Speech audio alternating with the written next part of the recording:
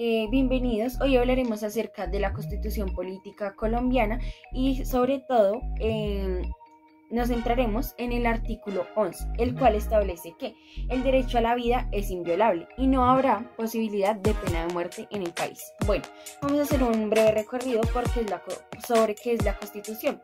La Constitución es el conjunto de normas fundamentales que consagrará los deberes, derechos y garantías en los cuales encontramos la identidad personal, los fines, la organización y las funciones que debe cumplir el Estado y las autoridades que lo componen.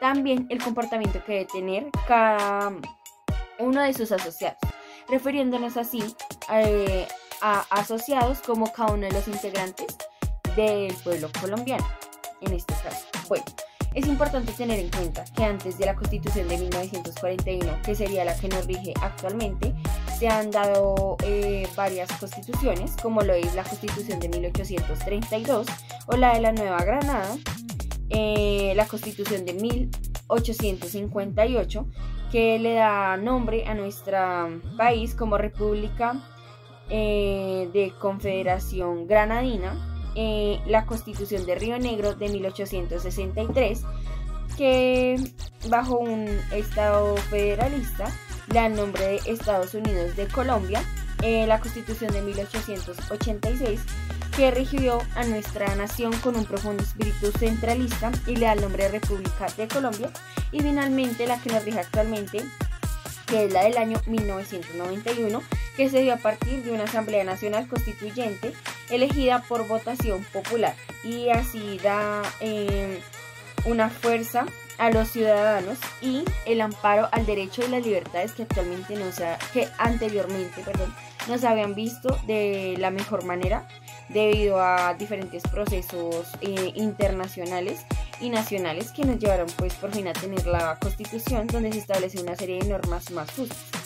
Bueno, inicialmente voy a dar una breve introducción de qué es el derecho a la vida. Bueno, el derecho a la vida es un derecho fundamental. Es importante tener en cuenta que prevalece en el ordenamiento jurídico. También se considera como un mandato superior, pues se estipula en la Constitución realmente como una obligación tanto de las autoridades como de todas las personas del común. Entonces por eso se dice que es como un ordenamiento jurídico superior. Bueno, lo que busca es también proteger del maltrato y la violencia. Y asimismo, no solo no se habla del derecho a la vida como de manera biológica, sino que también se habla del derecho a una vida digna. Entonces es importante así proteger la salud. Y muchos derivados y muchos códigos penales van de acuerdo al derecho a la vida. Por eso se habla de un derecho fundamental, que más o menos en la Constitución están citados del 1 al 10, o sea, de los 10 primeros artículos se hablan de los derechos fundamentales. Bueno, entonces, también tenemos que el derecho a la vida es básicamente parte fundamental de manera internacional. ¿Por qué? Porque se establece en la Declaración Universal de los Derechos Humanos en el artículo 3, donde se establece cómo todo individuo tiene derecho a la vida, la libertad y la seguridad de su persona. Asimismo, es importante ver cómo en Colombia es un derecho que se protege y se vela bastante, porque tiene uno de los castigos más amplios en el Código Penal, el cual sería de 208 meses de prisión a 450 meses por homicidio.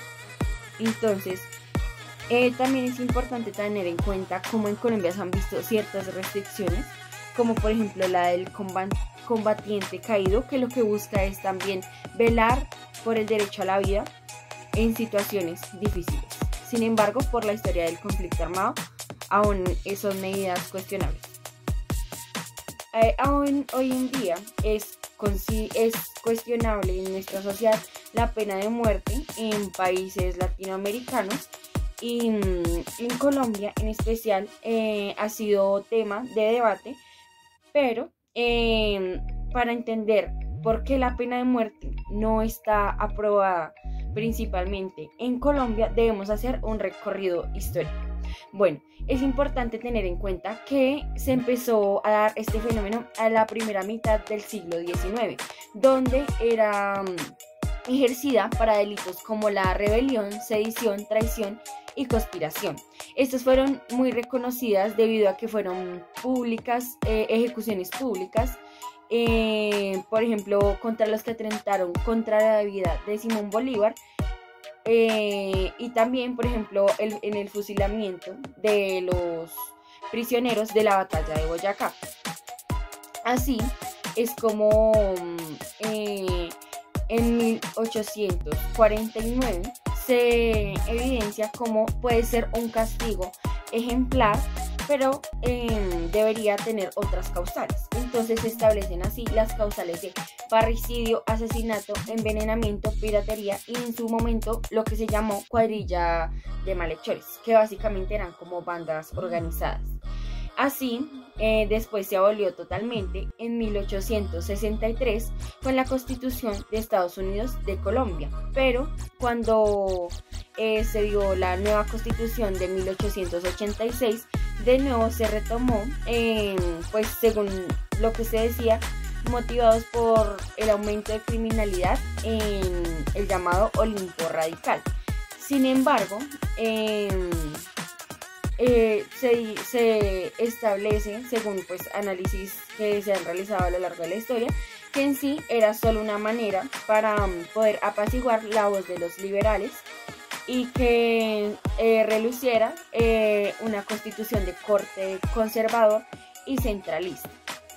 Bueno, finalmente se establece internacionalmente en el artículo 29 de la Carta Magna como no se podía establecer la pena de muerte sobre derechos políticos, sino que se podía hacer simplemente a la traición a la patria en guerra extranjera, parricidio, asesinato, incendio, asalto en cuadrilla de malhechores, piratería y ciertos delitos militares definidos pues por las leyes de cada país.